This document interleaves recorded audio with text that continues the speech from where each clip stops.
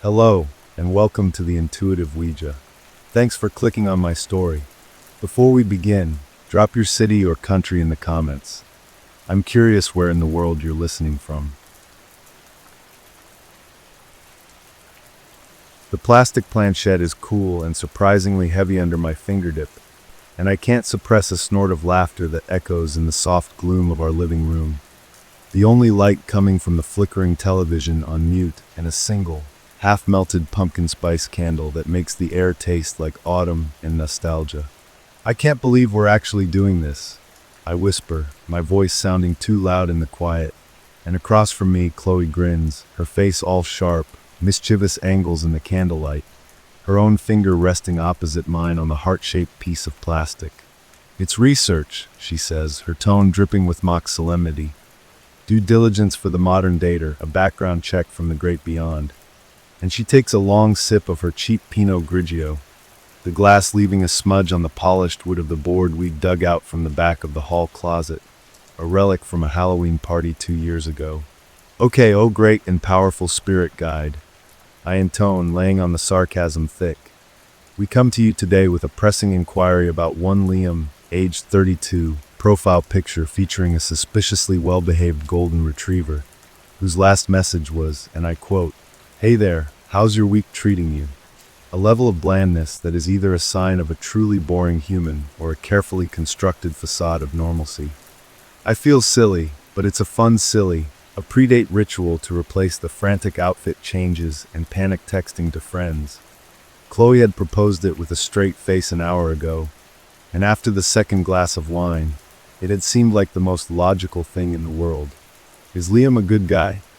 Chloe asks, her voice dropping into a spooky register, and we both hold our breath, our fingers light on the planchette, waiting for a jittery movement, a conscious push from the other.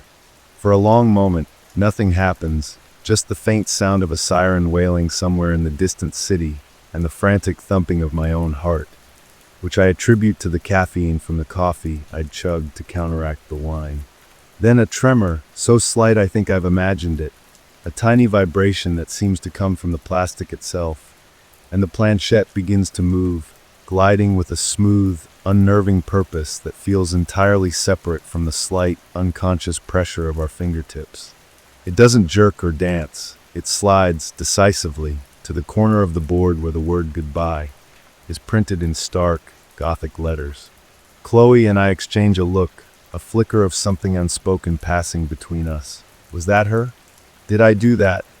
Before she frowns and says, No, none of that, we're not done yet, and guides the planchette back to the center, her nail polish, a chipped black, looking like a tiny scar on the moon-white plastic. Let's try a different question. Spirit board, is there anything we should know about Liam before Maya goes on this date? This time, the movement is immediate and startlingly fast, a direct line to the letter M. My breath catches in my throat, a ridiculous, theatrical response, but I can't help it. The speed is jarring. It glides to a, then R, and a cold knot tightens in my stomach, my skepticism wrestling with a primal, superstitious itch at the base of my skull. Married. The planchette stops squarely on the D, and the room suddenly feels much colder, the candle flame guttering as if in a draft. Married. I say, the word tasting like ash. That's not funny, Chloe. Her eyes are wide, genuinely surprised, I think, or maybe she's just a better actress than I gave her credit for. I swear it wasn't me, she whispers, and her finger feels tense under mine. Ask it something else. Something specific. My mouth is dry. The wine buzz has evaporated, leaving behind a sharp, clear-headed anxiety. Is he wearing a wedding ring? The planchette moves again, not to yes or a no, but spells it out with the same deliberate, chilling speed, wedding band. It finishes on the D, and goes still, inert, just a piece of plastic again. We both snatch our hands back as if burned. The silence in the room is absolute, heavy, broken only by the frantic pounding in my ears. I look from the board to Chloe's pale face and back again, my mind scrambling for a rational anchor in this sudden, irrational sea. You pushed it, I accuse, but my voice lacks conviction. You're messing with me. I didn't, Maya. I swear on my vintage Smith's tea, she says, her expression serious now, all traces of the joke gone. That was weird. Really weird. We sit there for a full minute, staring at the board as if it might suddenly speak aloud, the words married and wedding band seeming to glow malevolently in the candlelight. My phone buzzes on the coffee table, a notification from Liam. Looking forward to tonight. See you at 8. The mundane normalcy of the text feels like a slap in the face. Of course it's nonsense, I tell myself, grabbing my phone and standing up, needing to move to break the spell. It's the ideomotor effect, that's all, our subconscious minds making tiny, imperceptible movements based on suggestion. Chloe had been skeptical of Liam from the start, calling his profile too curated, his smile too practiced. She's a champion social media sleuth, capable of finding a subject's third-grade ballet recital from a single, blurry tagged photo. Her suspicion must have leaked into my own brain, and our combined anxiety guided the planchette. It's the only explanation. It has to be. I spend the next hour getting ready on autopilot, the ritual of showering, applying makeup, and choosing an outfit. A simple black dress that feels both confident and armor-like, doing little to quiet the nagging voice in the back of my head. As I blow-dry my hair, I lecture myself in the mirror.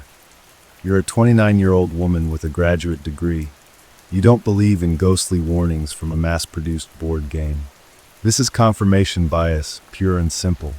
You're looking for a reason to be nervous because first dates are inherently nerve-wracking. By the time I'm slipping on my heels, I've almost convinced myself. Chloe watches me from the doorway, arms crossed. You're still going? She asks, and there's a strange tension in her voice, a hesitancy that wasn't there before. Of course I am, I say with more bravado than I feel. It's a piece of plastic, Chloe. It's not a crystal ball. It's probably made in the same factory as Monopoly pieces. She doesn't smile. Just be careful, okay? Pay attention. The Uber ride to the cocktail bar in the trendy part of town is a blur of streetlights and my own reflection in the window, a pale ghost superimposed over the passing city. I repeat my rationalizations like a mantra. Ideomotor effect, confirmation bias, Chloe's influence. But the words married echo in my mind, each repetition stripping away a layer of my certainty. What if? The tiny, terrifying thought wriggles free. What if it was real? What if the universe, or some bored spirit, decided to send a warning via a Parker Brothers game? The idea is so absurd it circles back to being almost plausible in my heightened state. The bar, the alibi, is exactly the kind of place I'd have chosen for a first date. Dimly lit, with the low thrum of tasteful jazz and the clink of glasses, the air thick with the scent of bourbon and expensive perfume. And there he is, waiting at a small, round table near the back, just as his profile picture promised, tall, with a head of tousled brown hair and a smile that seems to warm his whole face. He stands as I approach, and he's even more handsome in person, with the easy confidence that's immediately disarming. Maya, wow, you look incredible, he says, and his voice is warm, genuine. He pulls out my chair for me, a slightly old-fashioned gesture that feels charming, not cheesy. For the first 20 minutes, the Ouija board feels like a distant, foolish dream.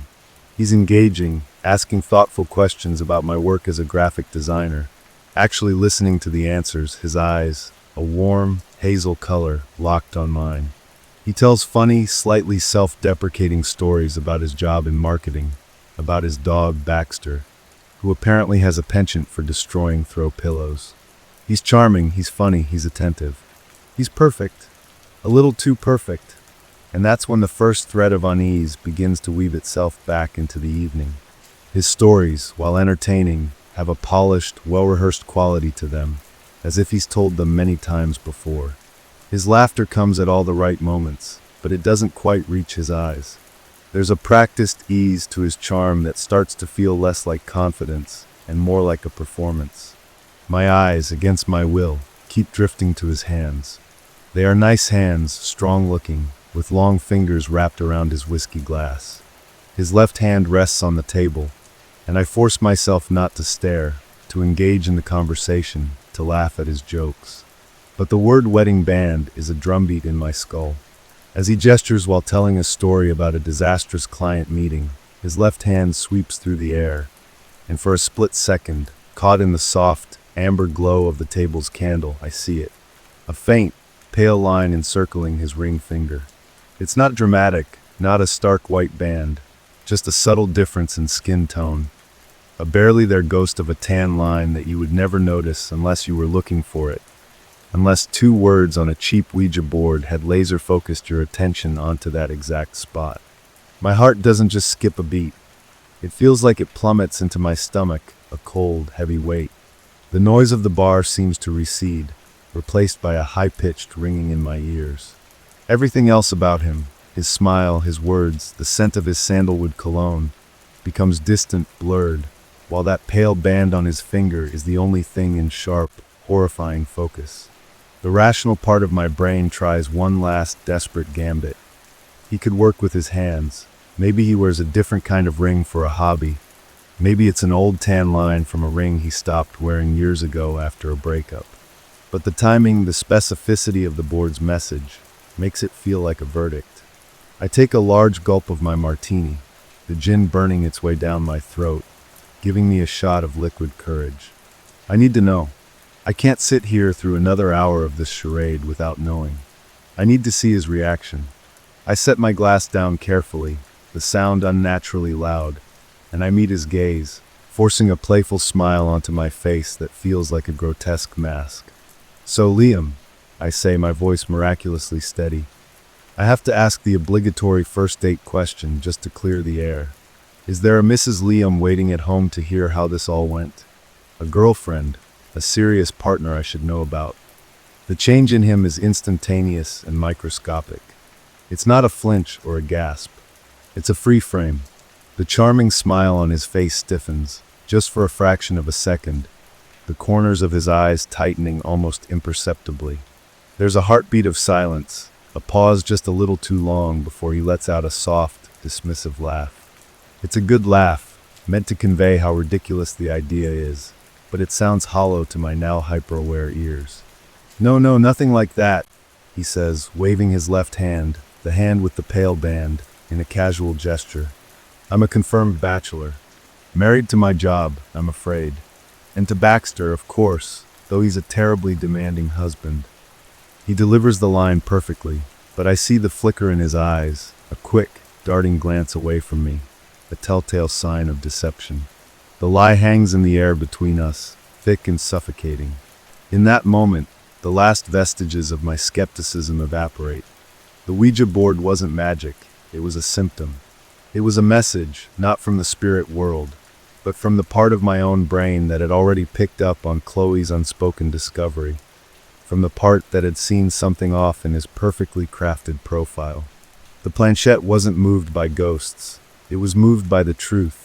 A truth that Chloe already knew, and that my subconscious had somehow accessed. I need proof.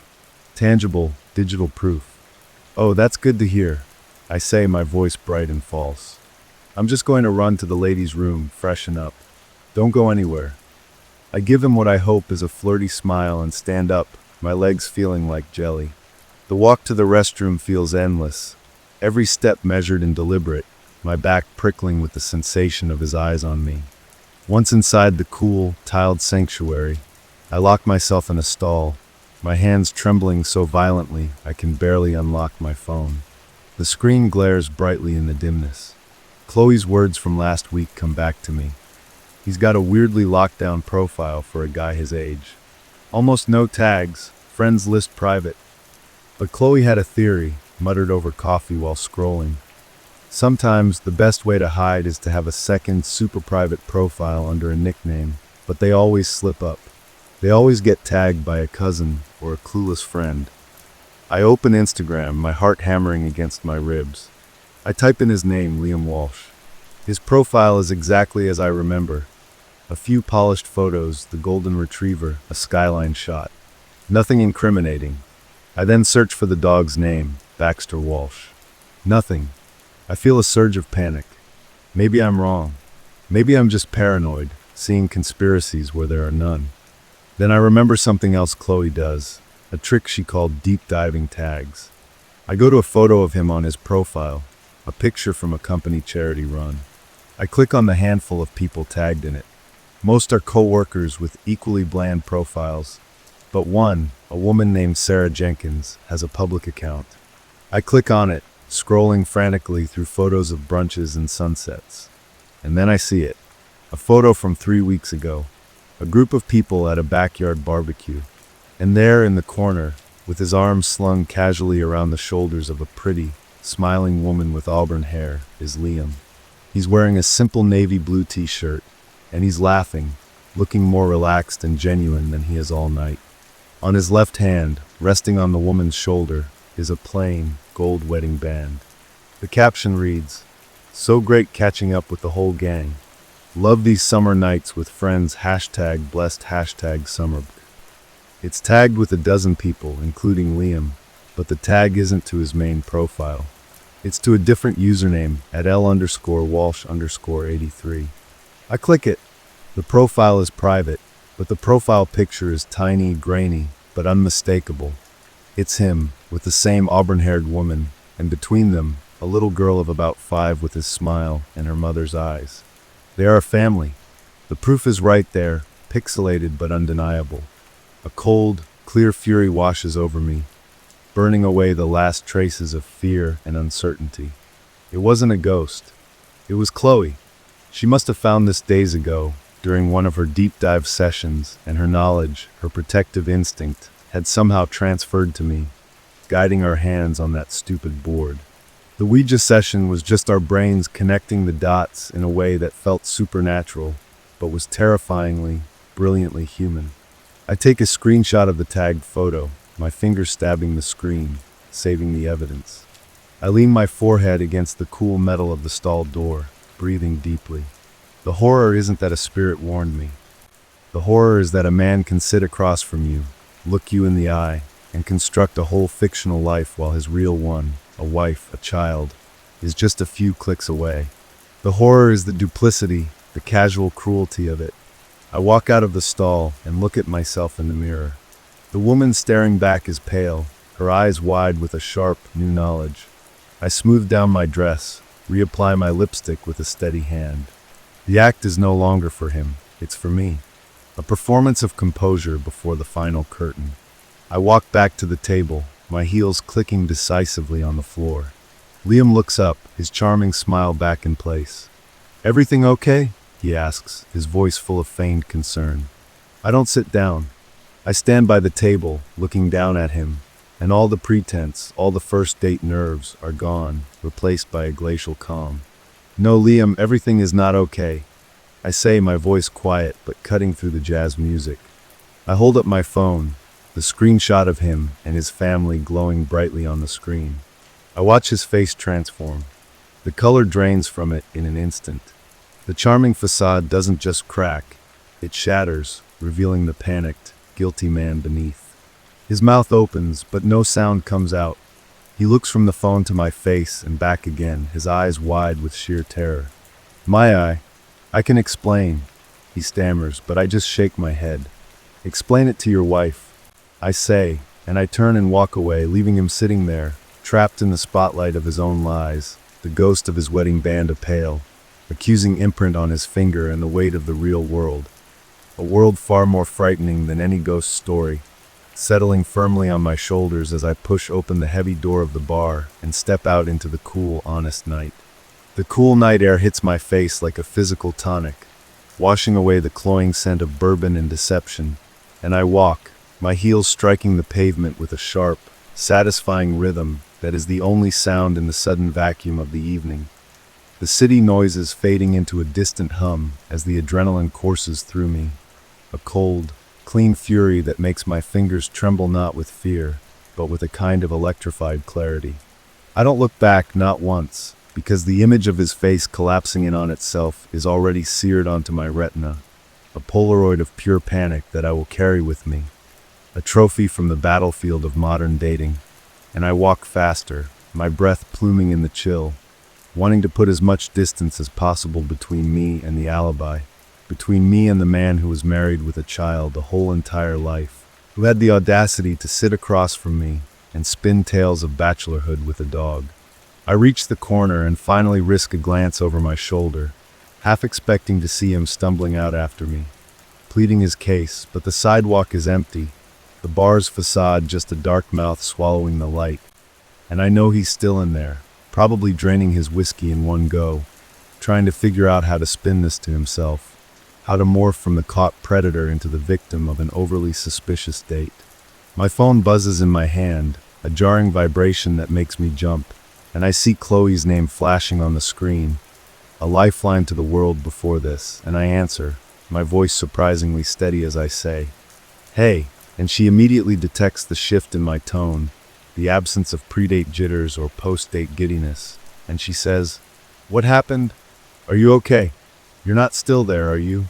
And I keep walking, the city lights blurring into streaks of gold and white as I tell her, the board was right. You were right. He's married. There's a wife. And a kid. The words feel alien in my mouth, a script from a bad Lifetime movie, but their truth is a heavy, solid weight. Chloe is silent for a beat, and then she exhales a long, low whistle. "Holy shit. I'm so sorry, Maya. I knew it. I had a feeling. I found this tagged photo last night, this private account. I was going to tell you, but I thought I was just being paranoid. I didn't want to ruin your night if it was nothing." And there it is, the confirmation, the final piece of the puzzle slotting into place with an almost audible click. The Ouija board wasn't a portal. It was a telephone line, a direct connection to Chloe's subconscious suspicions, our combined intuition manifesting in that stupid, sliding planchette. "It's okay," I say, and I mean it. The anger is still there, a hot coal in my chest, but it's mixed with a profound, weary gratitude for her, for the weird, sisterly symbiosis that allowed the truth to surface in that bizarre, roundabout way. I'm coming home. I'll tell you everything. I hang up and hail an Uber, sliding into the back seat of a Prius that smells faintly of pine air freshener, and I stare out the window as the city slides by, the normalcy of people walking their dogs, couples holding hands, taking on a new, sinister dimension. How many of them are lying? How many hidden profiles and faint tan lines are lurking just beneath the surface of these seemingly ordinary lives? The horror of the evening crystallizes not into a fear of Liam, who is now just a pathetic, cowardly man, but into a deep-seated distrust of the entire performance, the ease with which people can construct and maintain fictions. The Uber driver tries to make small talk, asking me if I had a good night, and I just give a non-committal hum, lost in the replay of the entire sequence, from the cool plastic of the planchette to the cold metal of the bathroom stall, a perfect loop of intuition and evidence. When I get home, Chloe is waiting on the couch, the Ouija board still on the coffee table like a crime scene exhibit, 2 empty wine glasses standing sentinel. She has a fresh bottle open and pours me a large glass without a word, pushing it towards me as I slump down beside her, kicking off my heels, the physical release a relief. "Tell me," she says, her eyes wide and serious, and I do. I recount every detail, the initial charm, the practice stories, the moment I saw the tan line, the micro-expressions that flitted across his face when I asked the question, the frantic search in the bathroom, the devastating clarity of the tagged photo. As I speak, it feels like I'm purging the experience, draining the poison out of the night. When I finish, Chloe shakes her head, a grim smile on her face. "The ideomotor effect," she says, tapping the Ouija board with a fingernail. Our fingers knew what my brain had already dug up. It's wild when you think about it. We're better detectives than we realize. We sit in silence for a moment, sipping our wine, the reality of the close call settling around us. Then Chloe's mischievous grin returns. "So, what do you think? Should we use the board to ask about your next Tinder match? See if he's an axe murderer or just heavily in debt?" I let out a real laugh then, the first genuine one of the night, the tension finally breaking. "No more boards," I say, picking up the planchette and turning it over in my hands. "It's just plastic, molded and cheap." The magic, the terror, the power hadn't been in it at all. It had been in us, in the silent, efficient way our minds communicate danger, weaving together clues we don't even know we've seen into a warning we can't ignore. I look at Chloe, my brilliant, snooping, protective roommate, and I feel a surge of affection so strong it momentarily eclipses the anger and the disillusionment. The world is full of Liams, men with hidden lives and easy lies, but it also has Chloes, women who will deep dive into social media and guide your hand on a Ouija board to keep you safe. From now on, I say, placing the planchette back on the board, right on top of the word goodbye. We'll just stick to your Instagram stalking. It's faster and far more reliable than any spirit. And as I take another sip of wine, the warmth spreading through me, I know that the real haunting of the evening isn't about a ghost. It's about the chillingly ordinary haunting of betrayal. But it's also about the equally powerful, equally ordinary magic of friendship, a force tangible enough to move a planchette and strong enough to walk you right out of a bar and back home safe.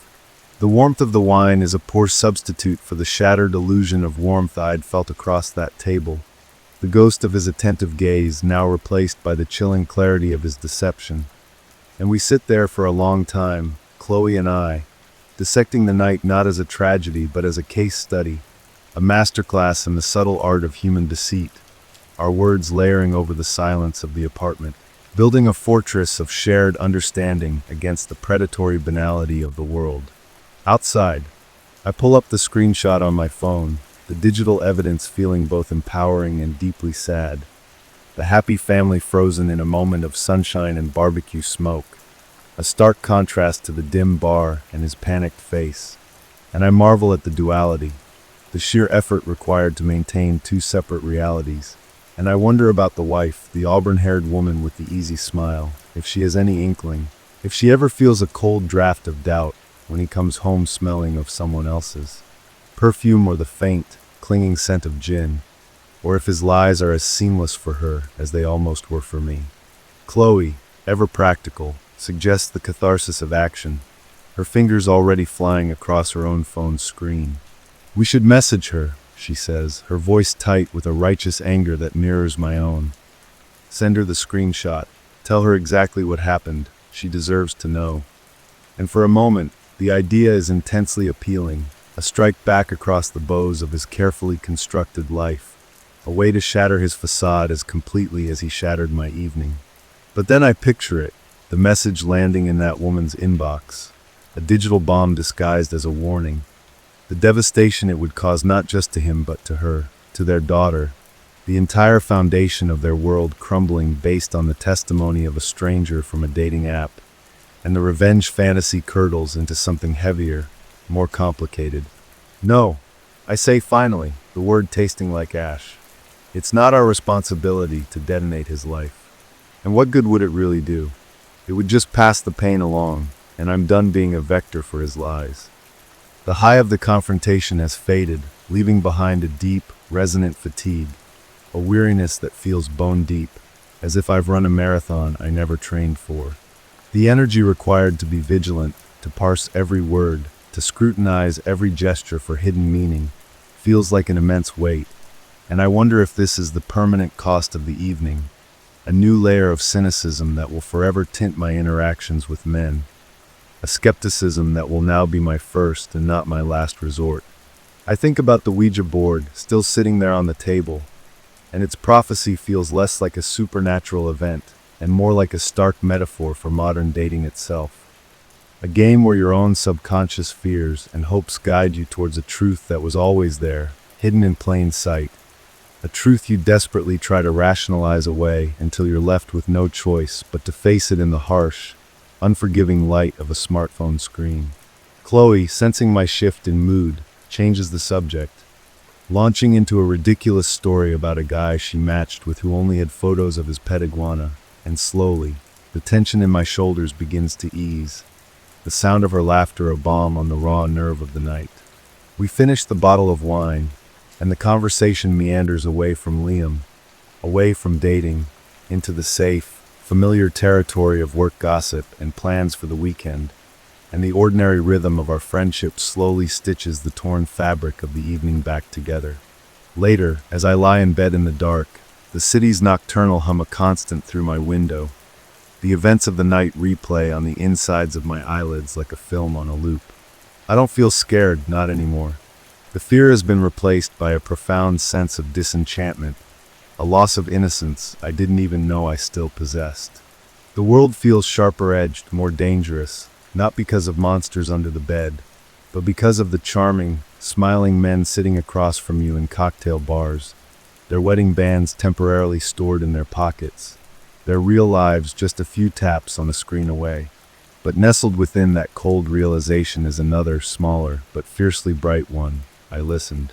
Despite my skepticism, despite my rationalizations, some part of me, the part connected to Chloe, the part that speaks in the silent language of intuition, paid attention to the warning. I didn't ignore the faint tan line. I investigated it. I didn't dismiss the Ouija board as pure silliness. I let its message sharpen my focus. I walked into that situation armed with nothing but a cheap party game's omen, and walked out with the unassailable truth. And there is a power in that, a grim satisfaction that feels like a survival skill honed to a fine point. The haunting isn't about a ghost in the machine. It's about the echo of his lie, the lingering chill of his duplicity. But it's also about the resilience of my own perception. As sleep finally begins to pull me under, the last conscious thought I have is not of Liam's panicked face, but of the cool, smooth plastic of the planchette under my finger, and the uncanny, undeniable slide towards a truth that was, in the end, far more terrifying and far more real than any ghost story could ever be. The memory of that slide, that unnervingly deliberate glide of plastic across cardboard, becomes a permanent fixture in my mind, a ghost that doesn't haunt the hallways of my apartment, but the neural pathways of my perception. And the days that follow are marked by a new kind of hypervigilance, a subtle shift in how I move through the world, where every interaction with a man, from the barista who smiles a little too long to the new client at work who compliments my presentation a little too effusively, is now subconsciously cross-referenced against the Liam incident, my internal alarm system recalibrated to a more sensitive frequency. I delete the Tinder app, not with a dramatic flourish, but with a quiet, decisive tap of my finger, the icon winking out of existence on my screen. And it feels less like a retreat and more like a strategic withdrawal from a battlefield where the enemy's primary weapon is a compelling fiction. Chloe, ever the loyal lieutenant, follows suit a day later, declaring the entire digital dating sphere a toxic swamp of marrieds and man-children. And we instead pour our energy into more tangible pursuits, like mastering a complicated pasta recipe that leaves our kitchen dusted in semolina flour, or binge-watching a truly terrible reality TV show where the lies are so blatant they're almost comforting in their transparency. A week after the date, a notification pops up on my phone, a message request on Instagram from an account I don't recognize, and my heart does a familiar, unpleasant lurch, a conditioned response to the possibility of his name. But it's not Liam. It's Sarah, the woman from the barbecue photo, the auburn-haired wife, and the sight of her name sends a cold jolt of pure adrenaline through my system. The message is brief and carefully worded. Hi Maya, this is probably incredibly strange and out of the blue, but I'm married to Liam Walsh. I found your profile because he's been acting strangely, and I saw your name in his phone. I know this is a huge ask, but if you have any information, could you please contact me? I just need to know the truth. I stare at the words, each one a tiny hammer blow to the fragile piece I've been building, and I realize that my decision not to contact her was a luxury of detachment that she does not have. She is living in the epicenter of the lie, and the tremors have finally reached her. I show the message to Chloe, who reads it with a grimace, her protective instincts immediately flaring. You don't owe her anything, she says, her voice firm. You got out. Don't get pulled back into their drama. And she's right, of course, logically and emotionally. I owe this stranger nothing. But as I look at her profile picture, a close-up of her and her daughter with matching wide, trusting smiles, I feel the weight of a different kind of responsibility, not to Liam, but to the truth itself, to the solidarity of women who have been lied to by the same man. I think about the Ouija board, about the way the truth insisted on coming out, and I feel like a conduit, a temporary vessel for a message that was always meant for her. So, against Chloe's worried advice, I write back, my fingers clumsy on the screen, and I confirm her worst fears in the plainest, most factual terms possible, devoid of emotion or vindictiveness, stating only that I met Liam on a dating app, went on a date, and discovered his marital status during the course of the evening. I attached the screenshot, the same one that was my proof, now becoming evidence in a different, more painful trial. Her reply is almost immediate, just 2 words. Thank you. There is no anger directed at me, no hysterics, just a profound, simple gratitude that feels heavier than any accusation. She doesn't ask for more details, and I don't offer them. The transaction is complete, the truth has been transferred, and the burden is now hers to carry. A few days later, I noticed that the private account, at L_Walsh_83, has been deleted, vanished from the digital universe as if it never existed, and I can only imagine the confrontation that must have happened, the shattered illusions and the painful rebuilding that must now begin in that household. The event closes a final loop, and with it, the last lingering traces of the night's venom seem to dissipate. Life settles into a new normal, one where my skepticism is a well-honed tool, not a crippling paranoia, and my trust is something earned slowly in increments, rather than given freely on a first date over cocktails.